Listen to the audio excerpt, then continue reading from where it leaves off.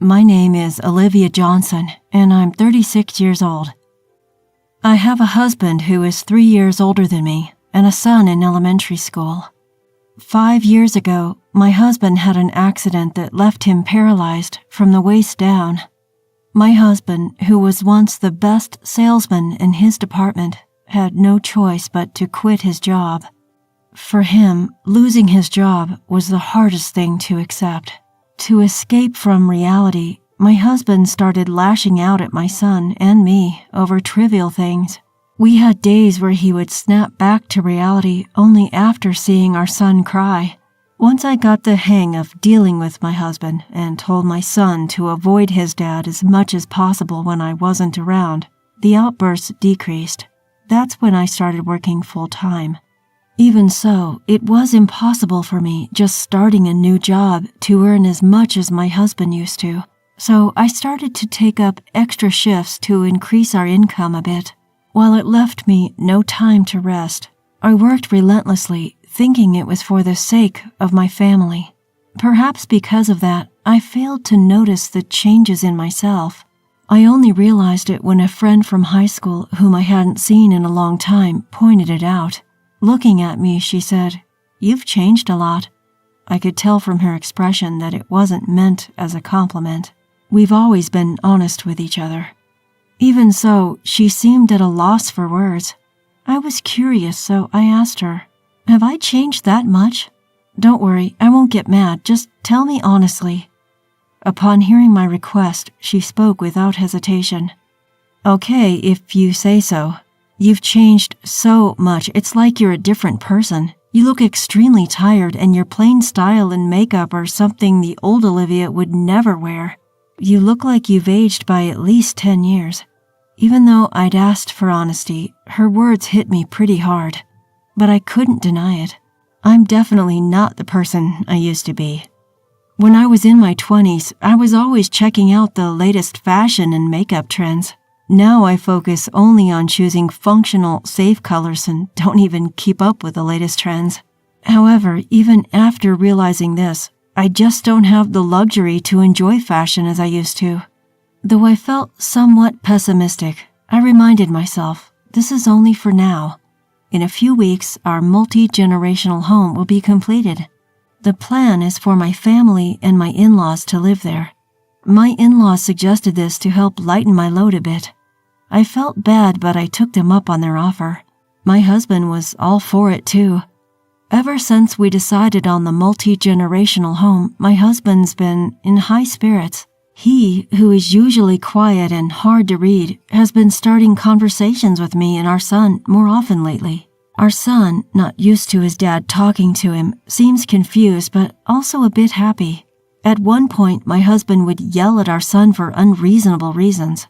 Because of that, our son became overly sensitive to his dad's mood. I had been struggling to find a way to improve the relationship between my son and my husband, hoping that living in a duplex might be a good start. But when our long-awaited duplex was finally completed, my husband told me that he had something to discuss. He mentioned that my mother-in-law would also be present, and I had a bad feeling about this.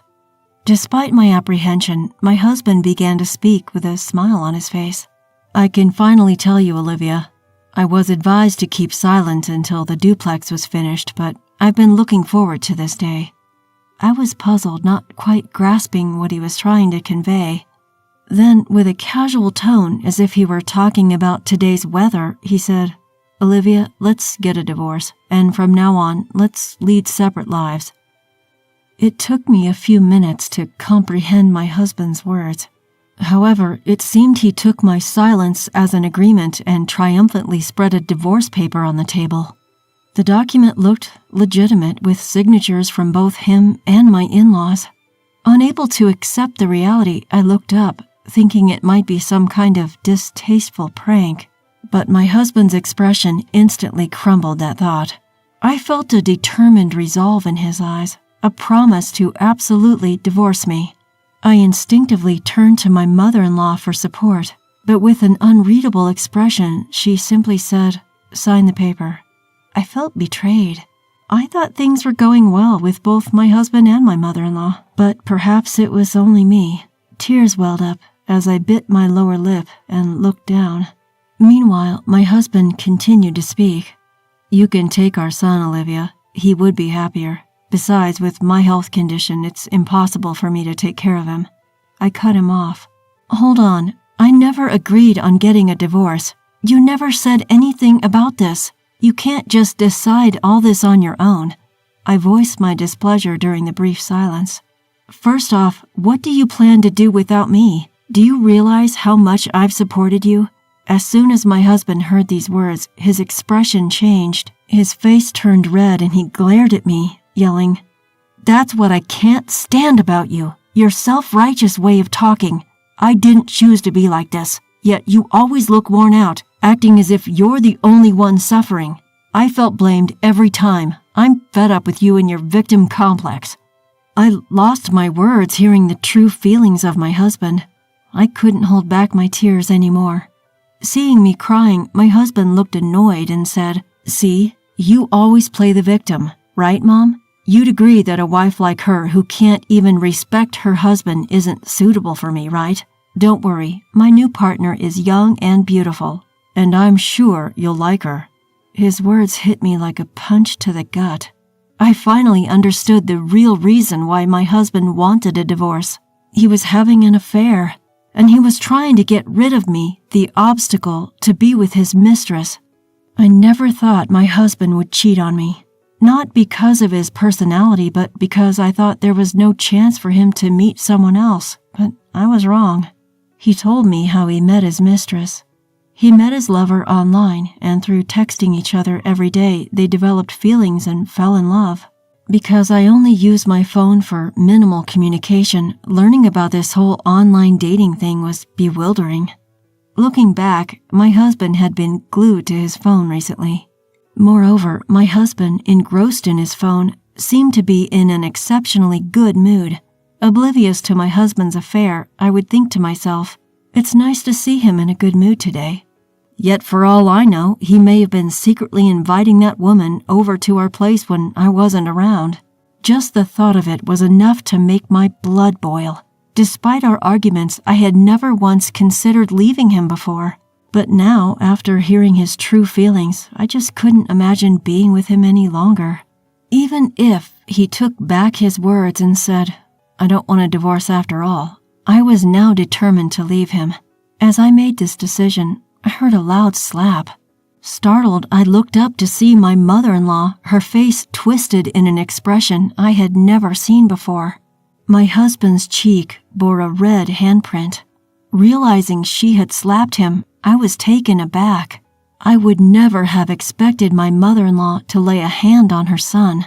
She turned to me, deeply bowing her head in apology. "I'm really sorry. I apologize for letting you take care of such a despicable son." She uttered these words, her face a mask of profound regret. "Olivia, you're too good for my son. You've done so much for him, more than we could ever thank you for. My husband and I were looking forward to living with you two, but it seems you'll be better off without our son. We will make sure you receive proper alimony and child support, so please, go ahead and divorce him." My husband, his face beet red, tried to retort, but a glare from his mother shut him up. A different kind of tears welled up at my mother-in-law's words. They brought both relief and sadness. Regardless of my husband, I was saddened at the prospect of ending my relationship with my in-laws. Encouraged by my mother-in-law, I filled out the divorce papers.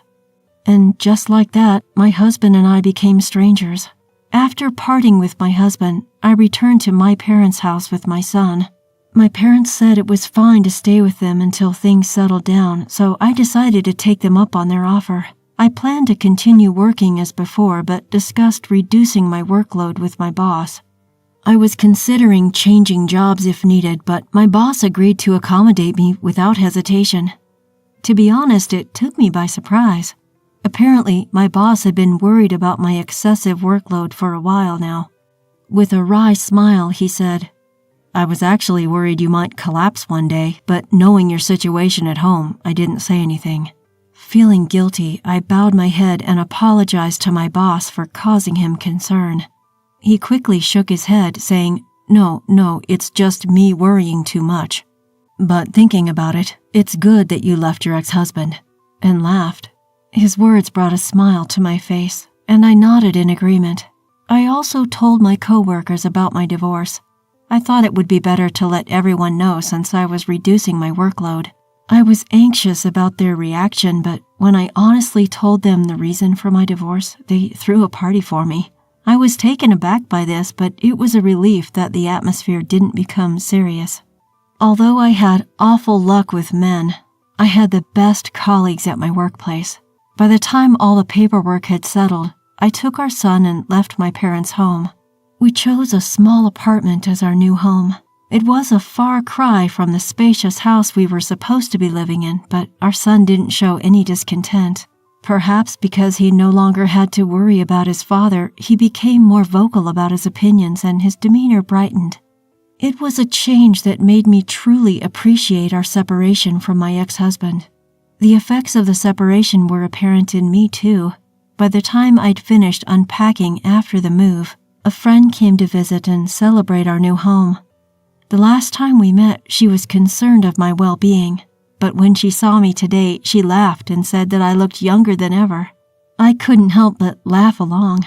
Everything started going smoothly, almost comically so, after the divorce. I suppose my old self was under so much stress, physically and mentally.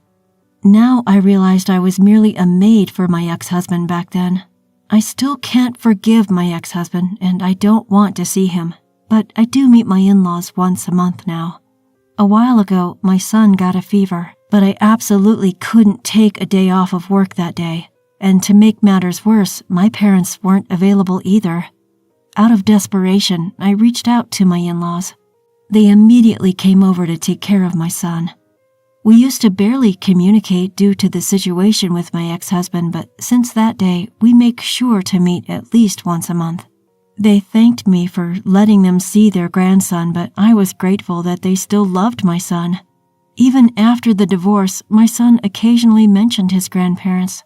He never said he wanted to see them, perhaps out of consideration for me, but he did ask how they were doing. After all, they were his beloved grandparents. To be honest, I didn't want to take his grandparents away from him, so it was a relief to know they wanted to see him too. By the way, my son never once mentioned my ex-husband. Even my in-laws knew that we didn't want to see him. However, my ex-husband had a different idea. I was utterly surprised when I heard from my mother-in-law that my ex-husband was considering getting back with us. I thought that things were going well with his mistress. According to my mother-in-law, the mistress moved in shortly after we left. It seemed like they had it all planned out. The mistress was delighted to see the new house and moved in without even getting permission from my in-laws. They were taken aback, but decided to act as if my ex-husband and his new partner didn't exist. At first, the mistress seemed pleased with the minimal interaction with my in-laws, but soon she started showing signs of discontent. Apparently, she thought that my in-laws would be helping with the household chores. She complained about it to my ex-husband. He then said to his parents, "What's this all about? Didn't you promise to help with the housework?" To this, my mother-in-law replied, "We did promise, but that was with Olivia, not with you two." And she ignored anything he said after that. Left with no choice, my ex-husband tried to get the mistress to do everything that I used to do. At first, she reluctantly did as told, but every complaint from my ex-husband caused more strain between them, and then his mistress finally went off on him. She slammed the divorce papers at my ex-husband, saying, "I'm not a maid or a nurse. This is not fun at all, and I can't stand being with you anymore." She left the house. I thought to myself, my ex is pretty bad, but that mistress is quite something too. My mother-in-law, with a bitter smile, commented that my ex-husband's behavior afterwards was the real problem. He refused to admit that he was at fault and blamed his mistress for getting dumped by saying that he got tricked by her. Furthermore, there was no one left to take care of my ex now that his mistress was gone. He couldn't rely on my in-laws either. As a result, for some reason, he thought that if we reconciled, everything would return to how it was. He probably has forgotten the things he did. He told my in-laws that he wanted to get back together with me and asked for their help. When I heard about this, I couldn't help but shudder at the thought of living with my ex again. My mother-in-law quickly reassured me, saying, "Don't worry, we firmly refused." My ex, scolded by my in-laws, gave up on seeing me but now wanted to see our son. My in-laws also refused this. Finally, my in-laws told my ex that if he caused any more trouble to me or our son, they would sever family ties and kick him out. This finally made him give up. It would be difficult for my ex, who was well received by his neighbors and friends, to live relying on others besides his family. I'm glad that my in-laws are not on my ex's side.